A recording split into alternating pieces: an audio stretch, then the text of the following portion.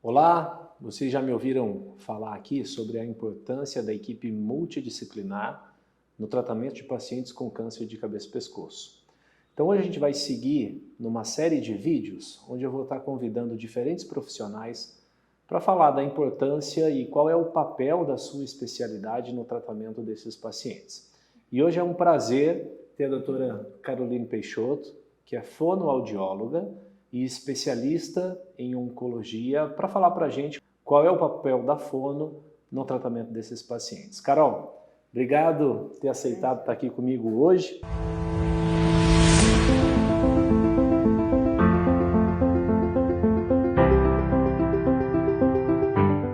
A gente que lida, diariamente com esses pacientes com cânceres de cabeça e pescoço, a gente sabe, a gente trabalha muito próximo da importância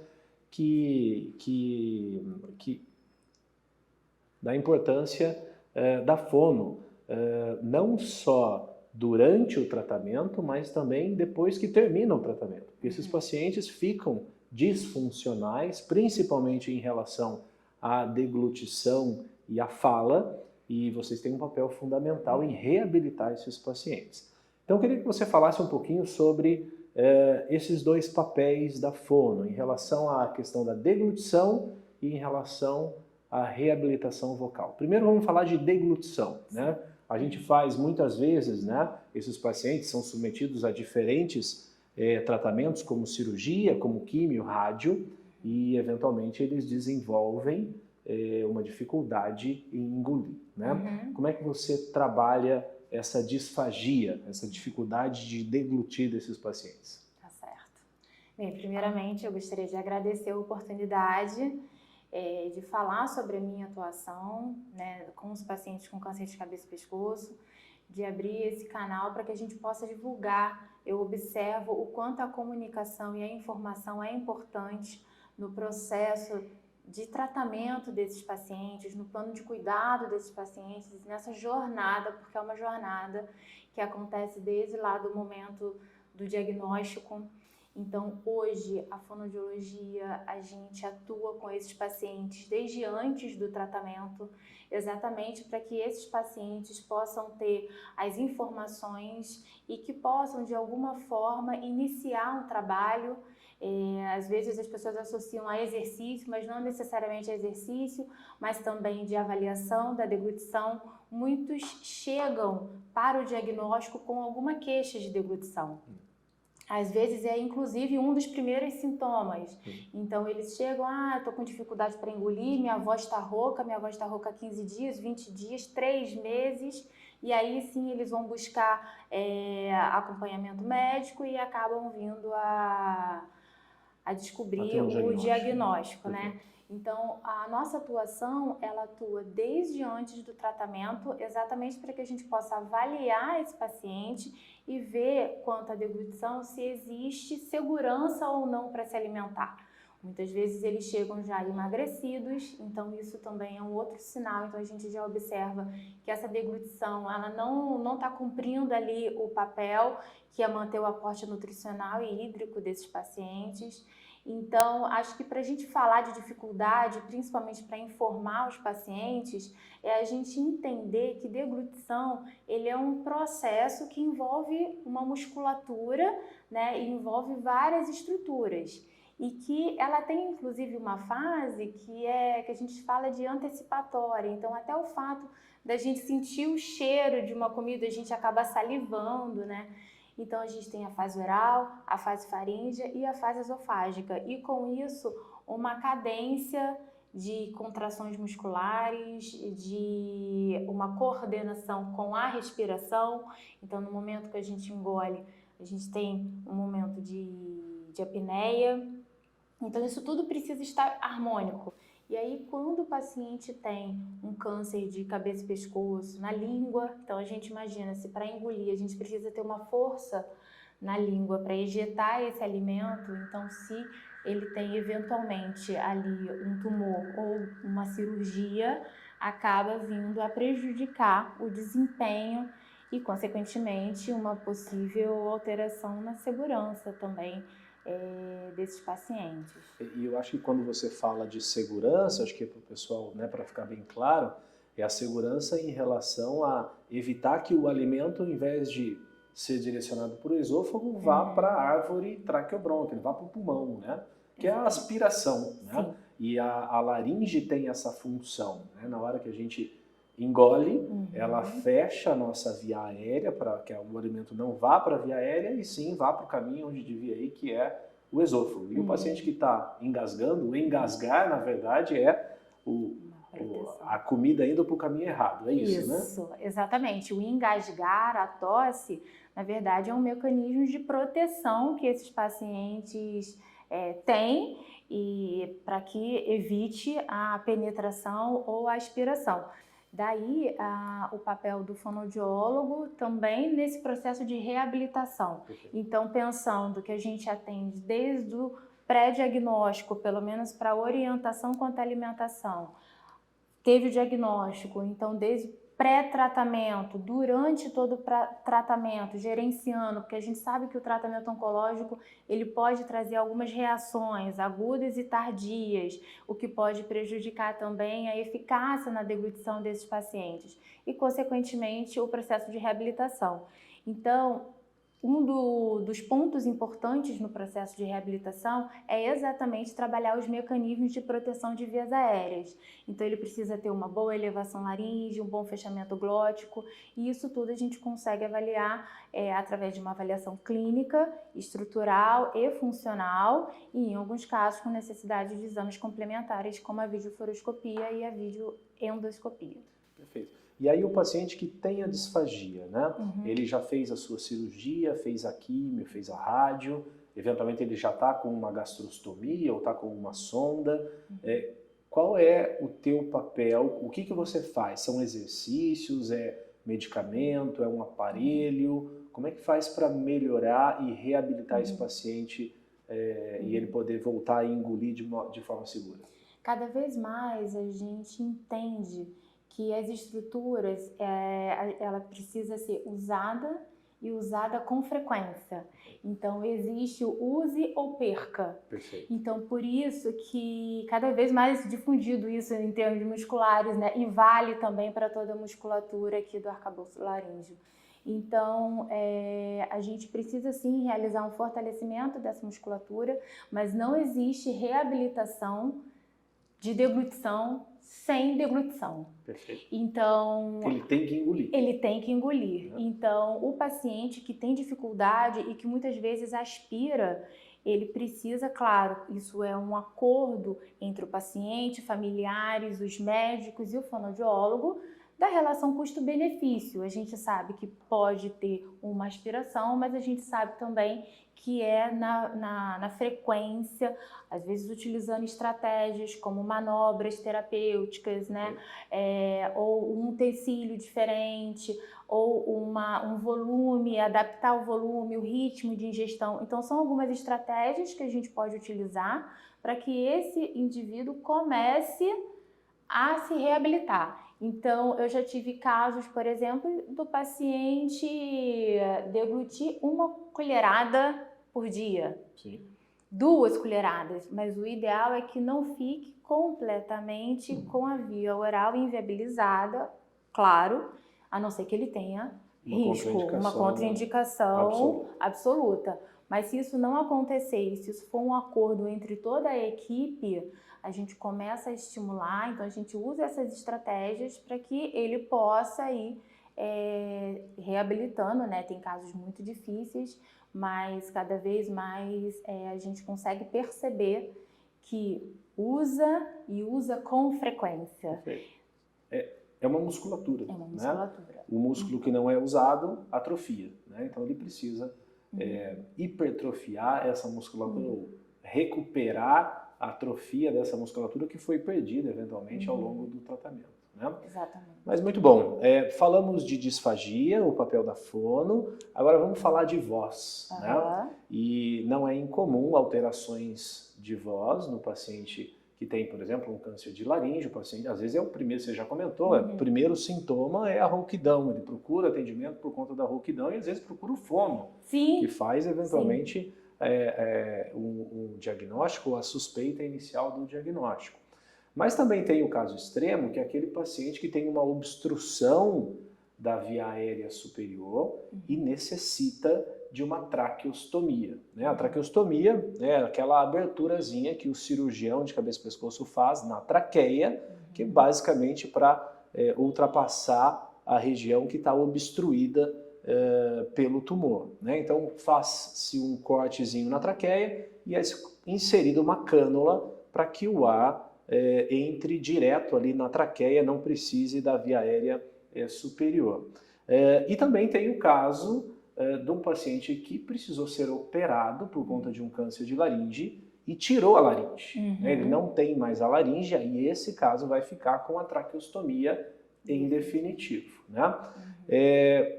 Vamos começar desse extremo. O paciente que tirou a laringe, né, por conta de um câncer de laringe, agora ficou com a traqueostomia definitiva. Ele consegue voltar a falar de alguma maneira? Pergunta, o que acontece?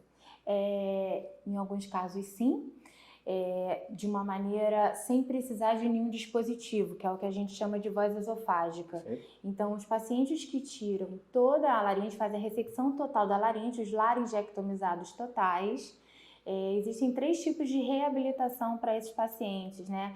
E de uma aquisição de uma voz alaríngea, que a gente chama.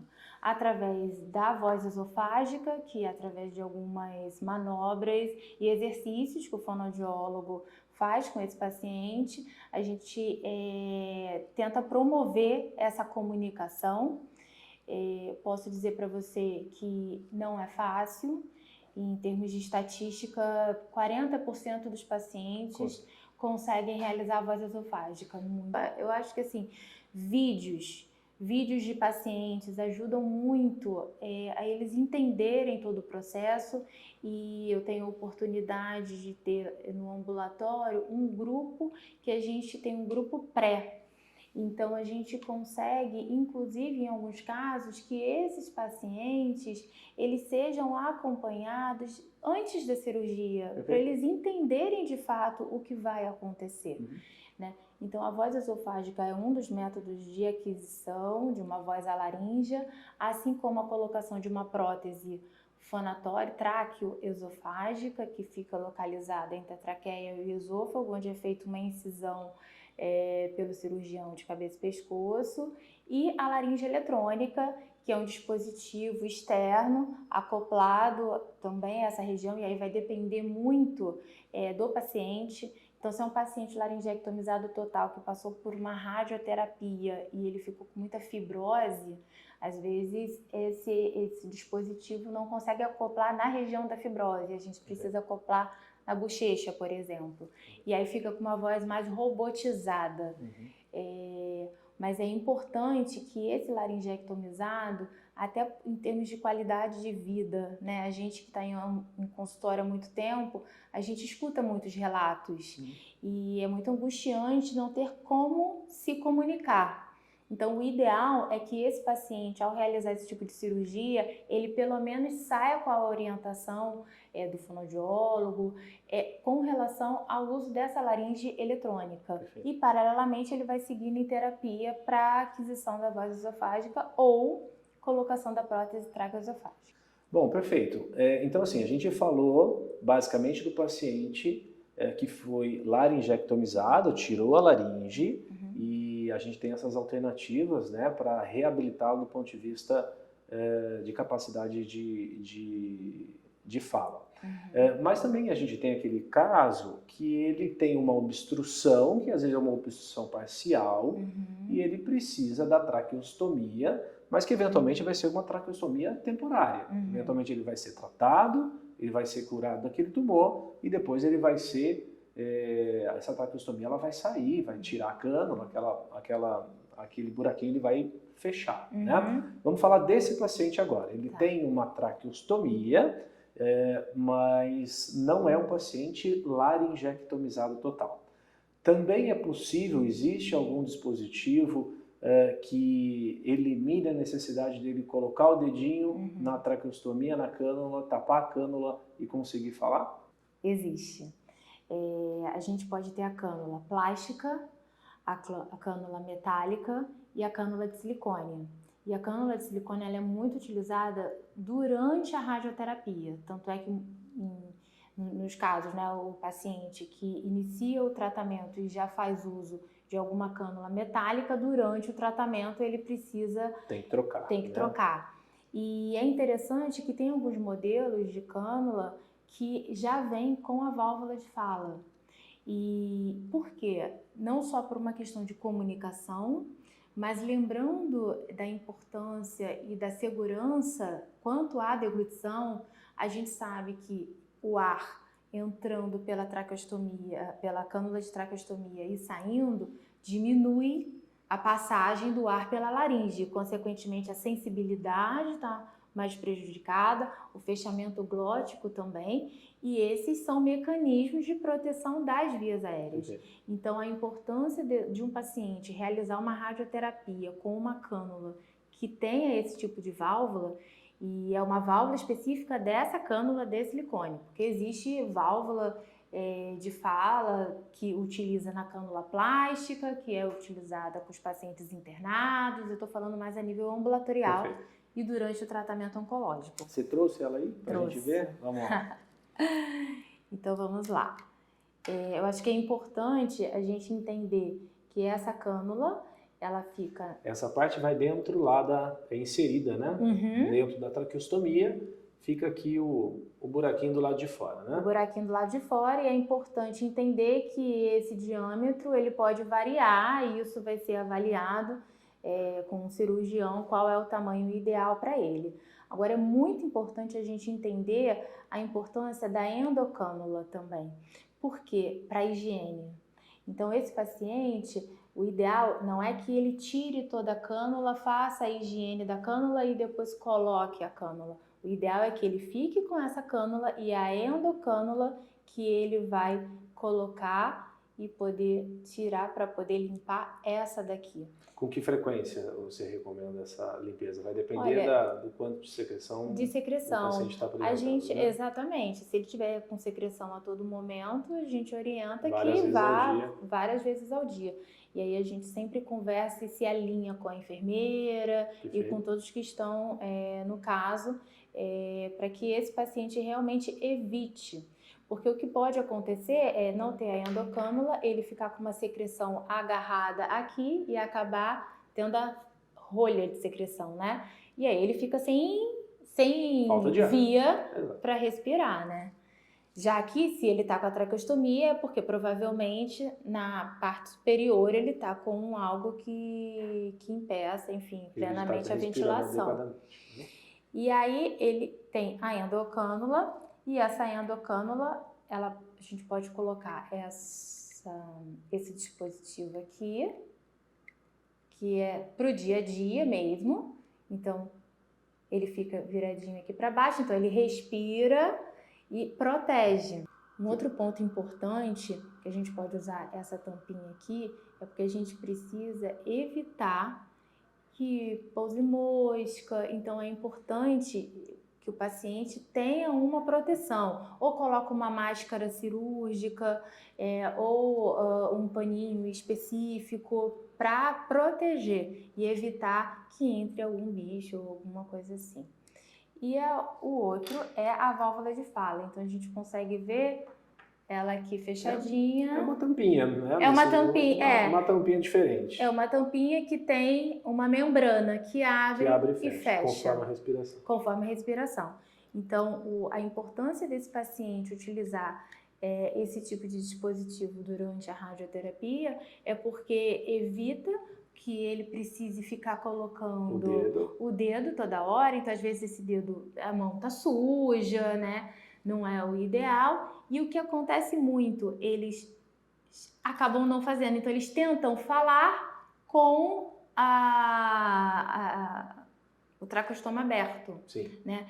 E aí, consequentemente, faz um esforço muito grande e não sai voz. Então Sim. ajuda muito na comunicação. Perfeito. Não só quanto à deglutição, mas também em relação à voz. Perfeito. Essa é a de silicone, Isso. né? Mas a gente também tem a de plástico e a de metal, né? Isso. A metálica. E aí? A metálica também, o mesmo princípio. Então tem a endocânula, que é importante para poder... Aqui tem um buraquinho aqui que ele consegue tirar. Mesma coisa, Okay. limpou, Coloca de colocou. E tem a metálica, e é mais raro, mas existe a metálica também com a válvula de fala, né? Com esse tipo de válvula. Então também pode ser utilizada e contribui. E acho que é importante o pessoal, né, ter ciência, porque às vezes chega e o pessoal acha que está fechada, não está fechada, não. né? É só a válvula de fala. Exatamente. Você percebe nitidamente que quando ele inspira, abre, e quando ele expira, fecha. E temos também a cânula de plástico. A plástica, que é utilizada mais com os pacientes internados, e aí tem uma relação maior com a questão da ventilação. Então você vê que tem o cuff, que é um balonete que fica por dentro da traqueia, né? E para contribuir para a questão ventilatória e o acompanhamento do fisioterapeuta. Mas é importante a gente pontuar em relação à fonoaudiologia, porque muitas vezes as pessoas, a gente escuta, vou deixar o cuff insuflado, o balãozinho insuflado para poder impedir que ele aspire saliva, e não é isso, né? O cuff, ele não impede a aspiração, ele pode minimizar uma aspiração maciça, mas ele não impede. Então, esse aqui é um tipo de cânula, a nível ambulatorial é muito difícil a gente ver o paciente. Improvável. Bom, então, em geral, o paciente internado usa a plástica, o paciente ambulatorial vai usar a de silicone ou a metálica, e tanto uma quanto a outra tem essa possibilidade da válvulazinha que elimina a necessidade de ficar colocando o dedinho ali para poder emitir som, né? Bom, Carol, eu acho que a gente abordou aqui os principais pontos, queria agradecer muito a tua presença. Acho que esse é um vídeo que eu vou ver várias vezes para relembrar essas cânulas e essas diferenças, que eu me confundo às vezes também. Acho que foi super objetivo, super didático. Espero que vocês também tenham gostado. E se gostaram, deixa aí o likezinho, se inscreve no canal e ativa o sininho para os próximos vídeos.